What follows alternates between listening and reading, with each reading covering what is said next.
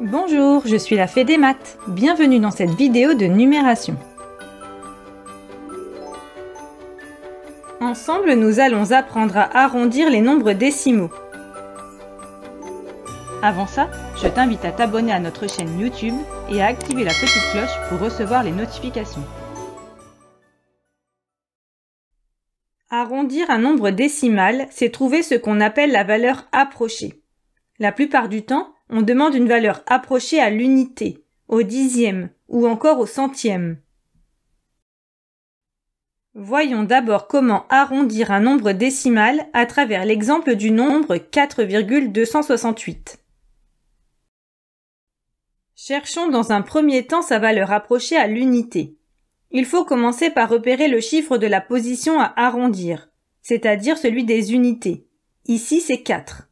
Il s'agit donc maintenant de savoir si le nombre 4,268 est plus proche de 4 ou de l'unité qui suit, c'est-à-dire 5.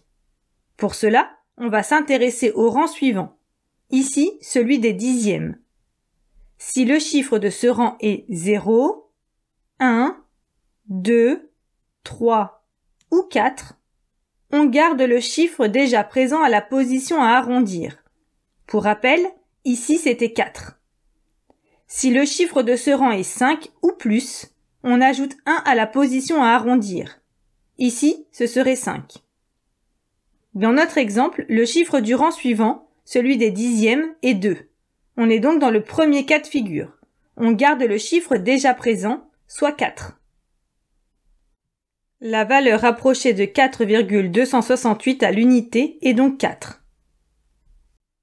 À présent, cherchons la valeur approchée de 4,268 au dixième. On commence donc par repérer le chiffre de la position à arrondir, c'est-à-dire celui des dixièmes. Ici, c'est 2. On regarde le chiffre du rang suivant, celui des centièmes. C'est 6.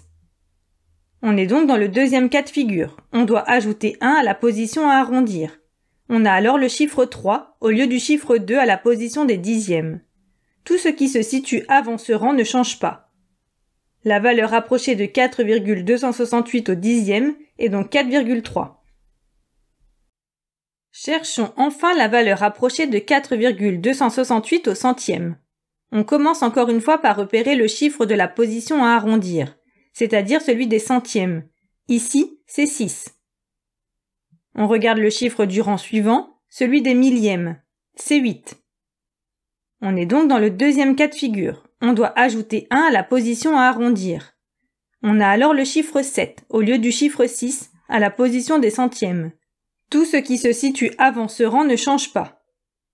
La valeur approchée de 4,268 au centième est donc 4,27. Pour mieux comprendre, voyons un autre exemple avec le nombre 15,907. Pour trouver sa valeur approchée à l'unité, on repère son chiffre des unités, c'est 5. On regarde le chiffre du rang suivant, celui des dixièmes, c'est 9. On est donc dans le deuxième cas de figure. On doit ajouter 1 à la position à arrondir. On a alors le chiffre 6 au lieu du chiffre 5 à la position des unités. Tout ce qui se situe avant ce rang ne change pas. La valeur approchée de 15,907 à l'unité est donc 16. Pour trouver sa valeur approchée au dixième, on repère son chiffre des dixièmes, c'est 9. On regarde le chiffre du rang suivant, celui des centièmes, c'est 0. On est donc dans le premier cas de figure. On garde le chiffre de la position à arrondir, c'est-à-dire 9. Tout ce qui se situe avant ce rang ne change pas. La valeur approchée de 15,907 au dixième est donc 15,9. Enfin, pour trouver sa valeur approchée au centième, on repère son chiffre des centièmes, c'est 0. On regarde le chiffre du rang suivant, celui des millièmes, c'est 7. On est donc dans le deuxième cas de figure. On doit ajouter 1 à la position à arrondir. On a alors le chiffre 1 au lieu du chiffre 0, à la position des centièmes. Tout ce qui se situe avant ce rang ne change pas. La valeur approchée de 15,907 au centième est donc 15,91. Et voilà, tu sais à présent arrondir les nombres décimaux. Pour t'entraîner davantage ou approfondir la notion, rendez-vous sur le site passeeducation.fr. Tu y trouveras des fiches d'exercice, des évaluations, la leçon et bien plus encore.